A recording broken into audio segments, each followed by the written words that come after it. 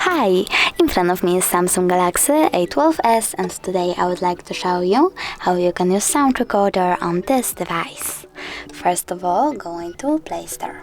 Now click on the search bar, type Samsung Voice Recorder and download this app from this developer if you don't have it already or your device. Then open it. After that, choose while using the app, click on Allow and tap on this red button to start your recording. If you wish to pause it, just click on the same one. You can unpause it the same way. If you wish to end your recording, click on the square button, name it and choose Save. As you can see, my recording was successfully created. You can always get rid of it by holding it, clicking on Delete All at the bottom left corner and selecting Move to Recycle Bin.